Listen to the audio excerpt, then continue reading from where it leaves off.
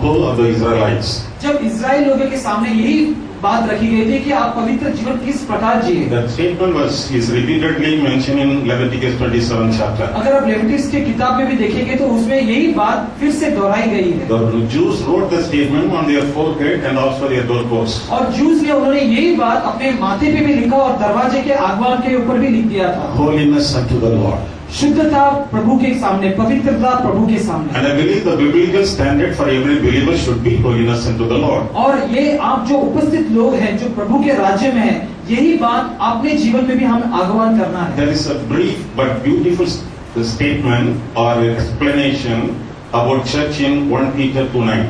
अगर एक पत्रस में दूसरे अध्याय से 9वां वचन पढ़ेंगे, The definition of the church is found in 1 Peter 2:9. उसमें एक कलीसिया के बारे में क्या है, जो उसका उत्तर क्या है उसके बारे में बताया You are है। called out of darkness into marvelous light उसमें ये कहा गया है कि अंधकार से उजियारे में आपको वो बताने वाला है, in order to proclaim His goodness. क्योंकि उनकी जो अच्छाई है वो बताने के लिए, You are a chosen generation, क्योंकि आपको उन्होंने चुना है you are royal priesthood, और एक आपको एक महत्वता दी गई है, holy nation, एक पवित्र राज्य दिया गया है। and the people that belongs to God. और जो लोग हैं जो पवित्र और प्रभु के राज्य में आ जाएंगे। The church is a holy nation. जो कलीसिया है एक अच्छा सा एक सुंदर और पवित्र राज्य The है, Lord who has created is holy, holy, holy. क्योंकि जो जिस कलीसिया को रचा है वो प्रभु भी शुद्ध और पवित्र है। We should be holy in every walk of every talk of our life. इस वजह से हम भी पवित्र और शुद्ध रहना चाहिए हर अपने जीवन के मार्ग में। God said, I am holy, so you should be holy. प्रभु ने कहा है कि मैं शुद्ध हूँ, इसलिए आप जो मेरे साथ चल रहे हैं वो भी शुद्ध जीवन जिएगा। The word holy and holiness appear in the Bible 1066 times. अगर हम पवित्र शास्त्र में पढ़ेंगे तो जो होलीनेस है, जो शुद्धता, जो पवित्रनेस है कि जो मुझे पुकारेगा वो हर एक व्यक्ति स्वर्ग में जरूर आना ही चाहिए, ऐसा नहीं है। He who does the will of my Father who is in heaven. लेकिन जो मेरे पिता के बारे में जो कहते हैं, जो करना चाहते हैं, वही स्वर्ग में जरूर आएंगे। What is the will of God? प्रभु का जो मार्ग क्या है? There are many wills of God mentioned in the Bible. प्रभु क्या चाहते हैं वो काफी बार उन्होंने प्रभु के पवित्र शास्त्र में लिखा The है। most important will of God is holiness. सबसे महत्व है पवित्रता। In 1 Thessalonians 4:3 we read, पहले थिस्सलुनीके से 3 अध्याय से 4 वचन में पढ़ते it is हैं, God's will for you to be holy. पवित्र होना ही प्रभु चाहते हैं आपसे। It is God's will for us to be holy. प्रभु चाहते हैं कि आप पवित्र जीवन जिए। Jesus is the Son of God. प्रभु यीशु मसीह ये पिता एक पुत्र है पिता के लिए, Jesus is the Holy One of God. और यही पवित्र पुत्र भी है। When He became Son of Man, जब वो एक मनुष्य के पुत्र बने, He prayed many prayers. उन्होंने काफी सारी प्रार्थनाएं की। One of the prayers is recorded in John 17.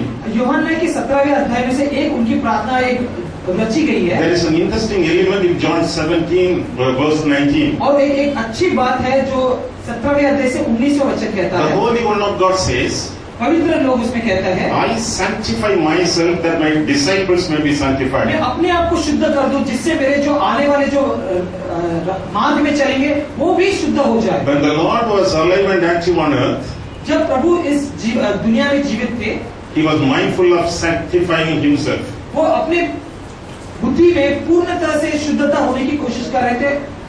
Holiness is a must of our life. पवित्रता हमारे जीवन में बहुत ही महत्वपूर्ण चीज है। Without holiness we cannot do anything.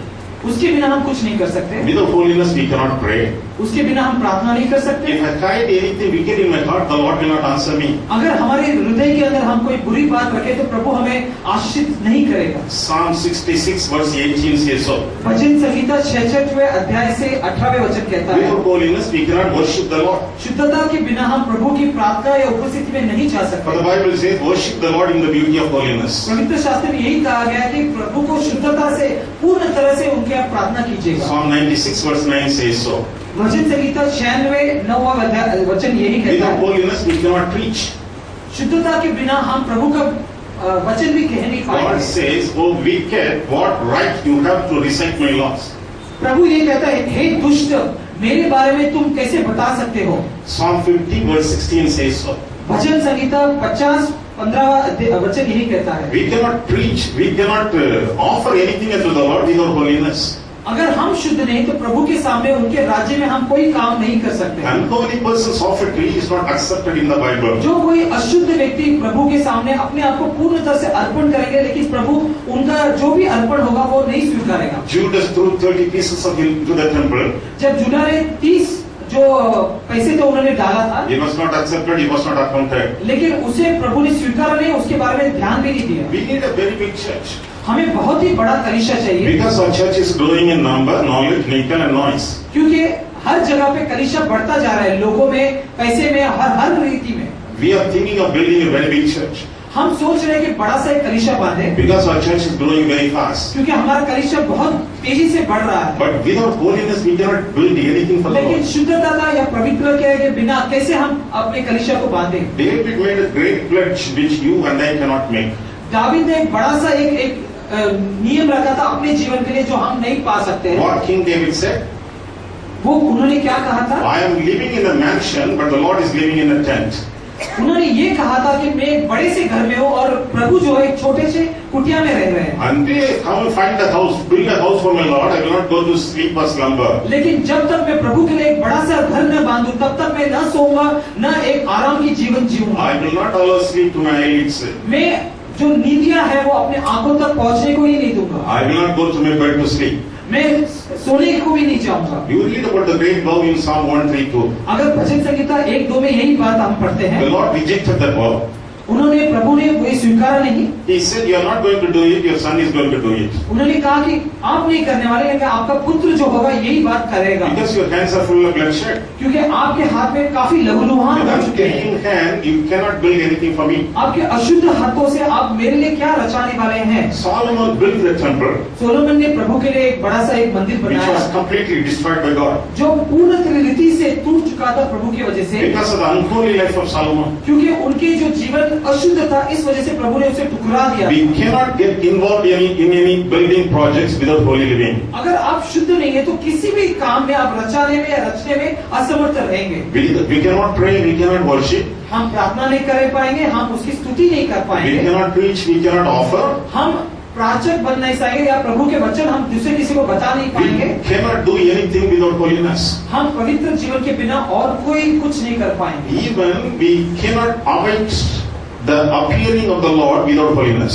अगर हम पवित्र जीवन न जिए तो प्रभु के आगमन तक हम अपने आप को जी भी नहीं पाएंगे। Because the Bible says in Hebrews 12:14, इब्रूस के 12वें अध्याय से 14 वचन ये कहता है, no one can see God without holiness. कोई देख नहीं पाएगा मेरे पवित्र के बिना। Holiness is not our option, it is our obligation. पवित्रता ये आपको एक उद्धार या एक मौका नहीं दी जाता, लेकिन प्रभु कहता है कि आपको ये जरूर पालन करना ही होगा। It is a must of our life. ये जरूरत है आपके जीवन के लिए। Because without holy living, we cannot see God. पवित्रता के बिना प्रभु को कभी देख न पाएंगे We cannot go to heaven. और स्वर्ग में जा ही न पाएंगे। It's not a one-day salvation. वो एक दिन का उद्धार नहीं है, It is everyday her sanctification. दिन का एक उद्धार आपके जीवन में आना चाहिए। Every day we should be being sanctified by the Holy Spirit. हर दिन आप पवित्रता से भरना चाहिए। The people who are delivered from Egypt, जब इजिप्ट देश में प्रभु ने कुछ लोगों को भेज दिया था, except two fellows, nobody got into Canaan. दो लोगों के अलावा कोई कानान देश में जा न Because they पाया, were living a very filthy, lustful life. क्योंकि वो एकदम अशुद्ध जीवन जी रहे थे, Covetousness could not enter Canaan. और जो अशुद्धता है वो कानान देश में न आ पाएगा। We should be very careful in the sin-sick city Bombay. इसलिए हम इस मुंबई देश में काफी एकदम चौकन्ने रहना चाहिए। We should be holy in every walk of every talk of our life. हमारे जीवन में हर स्थान में हमें पवित्रता महसूस करनी चाहिए। Our thinking should be holy.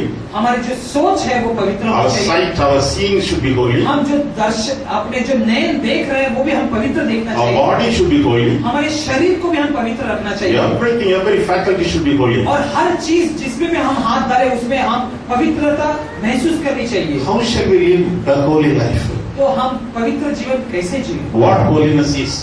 पवित्रता क्या है?